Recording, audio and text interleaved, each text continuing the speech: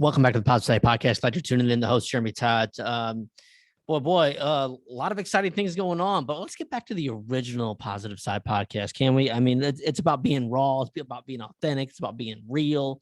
And I share these messages to inspire others, to let them know that what they're going through is very similar to me. And hey, you know, I say this with all honesty and authenticity, is that, you know, there's nothing that separates me from anybody else. I'm just an average dude that is vulnerable, is struggles and fights the negativity within my own head. And I like to share those stories, but at the same time, I also like to get over these stories, right? And I think that's one of the beautiful things about the show, and why we've been doing it close to 4 years now, and why we have so much momentum, is the authentic stories and real stuff that I talk about, because there's so much fake news out there. Let's get some real shit, right? I mean, let's do this.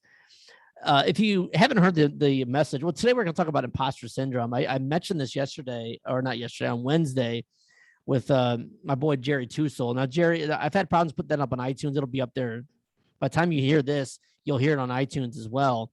But it's on YouTube, it's on Facebook, it's on Instagram. Check that out. But I brought up imposter syndrome. And I thought I'd just real quick look at the actual definition of imposter syndrome. Let's check this out if I can find it quickly. Imposter syndrome is a psychological pattern in which an individual doubts their skills, talents, or accomplishments, and has a persistent,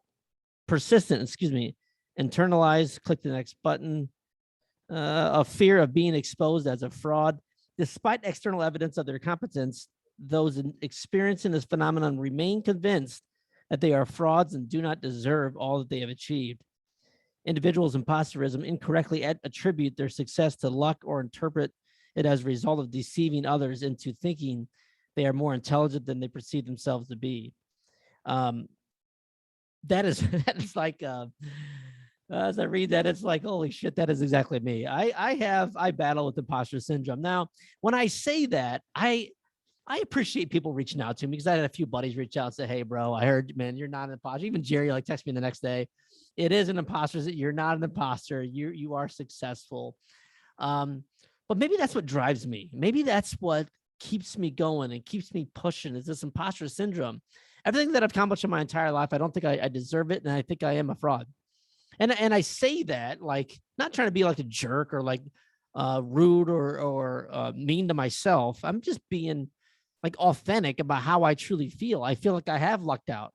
I feel like I have, I'm not the smartest guy in the world. I am not the best manager in the world. I'm not the best at really a lot of things. I give passion though. And I think that's gets me a long ways, and I take risks. It's like this internal feeling that I have with inside that I've made so many risks that if you did the same thing and you actually had talent, like we're super talented, you would go to the next level. You would like blow me out of the water, because I feel like what I have talent is taking risks and taking chances and going after it. I mean, trying different things and being real and asking questions, but it doesn't diminish the feeling that I have deep inside. And I would assume, and maybe not assume, I would think that a lot of people listening to this show can relate. No matter if it's being a parent, being a husband, being a wife, being a businessman or woman, being a doctor, whatever the case is, there's always that little thing on my shoulder telling me that, bro, this is going to come crashing down. People are going to figure you out. Hard work beats talent when talent doesn't work. And I keep telling myself that I'll work harder than anybody, because I don't have the talent. So does that separate me from everybody else? Is that a talent? I mean, maybe that's what's gotten me this far in my life, is the ability to work hard. I don't know. I don't know. And I struggle with it daily. I struggle with it every day for most of the day. It's like whenever I have meetings, I get anxious, and I get anxiety starts building up. What kind of questions are they going to ask me that they're going to find me as a fraud? When are they going to figure this out, that I can't do the job that I have, that I'm not as, I don't know. I don't, and believe me when I say this, it's not like, it's like I truly believe it. I mean, if that makes any sense. I don't think that's bad though. Like, I think this is just who I am. It's like my talent level is what it is. Like, I barely graduated high school, college dropout, filed bankruptcy 15 years ago. I've quit multiple jobs, and I feel lucky sometimes. I feel like I've just done things, I've taken risks that many people wouldn't have taken, and it's made me successful. Does that supersede the imposter syndrome? Is the reality of me, what I'm saying, true? However, by being able to take risk and mitigate situations, does that allow me to be successful? Does that make sense? Like maybe I truly am. And again, fraud's a strong word, but maybe I'm just not, like as smart as other people. Because I mean, let's be real. Like, and again, I'm not trying to make this the negative side podcast, because I think I've been very, very blessed by taking these chances and doing these things that not many people have ever been able to do. Quit 6-figure jobs, move around the country, do all this crazy shit. Yet here I am being, a successful job, a great opportunity. All these things have worked out again. Like, but I guess anyways, what I was saying was we know people, like if we look at our friends and our family members, we know people that are smarter than others, right? I mean, that's a true statement. My older brother is way smarter than me. I know that for a fact. I mean, like book-wise, educational, he is way smarter than me. So if that's reality and people are smarter than me in these different positions, is it okay that the imposter syndrome may be real? I don't know, man. It's like I've thought about this a lot, but I also think, my confidence supersedes it by taking these huge risks and just knowing I'll figure things out. I'll just figure shit out. I don't know, it's ready, fire, aim. I just make a decision, go figure it out, and keep going. And it just seems like when you get out of your comfort zone, you take risks, opportunities come your way. And I think that would be really the theme of this show, is not the imposter syndrome really, and me being maybe not believing it as bright as I am. And again, I'm not trying to be negative. I hope you understand that when you're listening to this.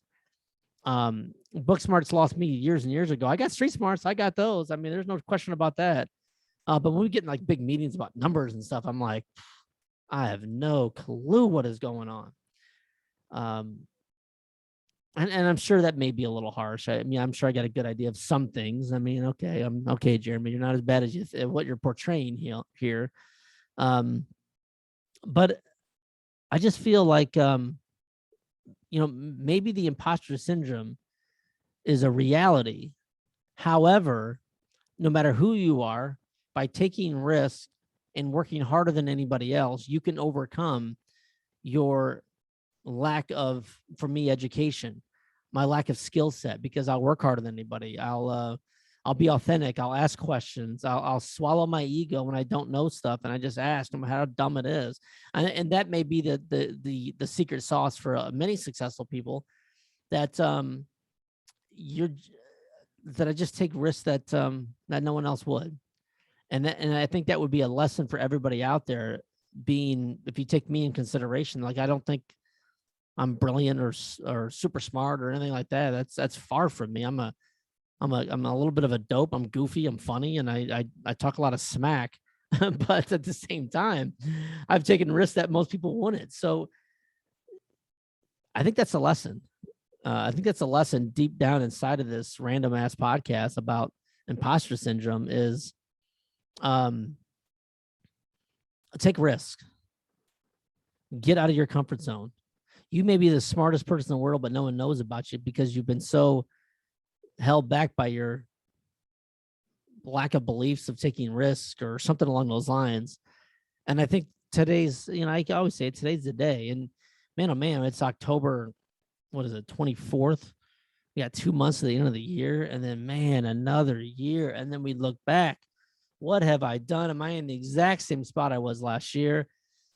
I always think it's hilarious with me. I mean, boy, you guys know as well as I do. Every 6 months is something completely different. And it's been a wild ass ride, and it's going to continue to change because I'm going to continue to take those risks, and I would encourage you to do the same.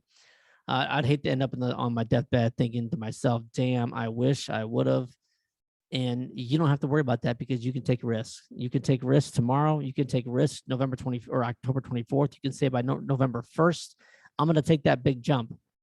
You can make it this January or December 1st. I wouldn't tell you to wait till January 1st because that's such a cliche bullshit thing. Because it's like we put this unmitigated expectations on ourselves for January 1st. It's the new me. The new me is whenever you find yourself. It doesn't have to, and that has nothing to do with January 1st. The new me should be right now or in the short term. So pick a date, November 1st, December 1st. It's coming quick. And then be ready for the next year. And that way you can allow yourself to look back for the huge risk that you're about ready to take and say, damn, I'm so glad I did. And I promise you, no matter what happens, you'll be okay. You'll be fine. No matter what happens. It always works its way out. It always has. It always will. You'll be fine. The Positive Side Podcast. This doesn't sound like the most positive side podcast in the world, but it may be the realest. I mean, that's for damn sure. It's definitely the realest podcast. And again, I don't feel any less positivity from the show that I've shared today. Not even the slightest. I actually feel pretty good about it because I think it's true.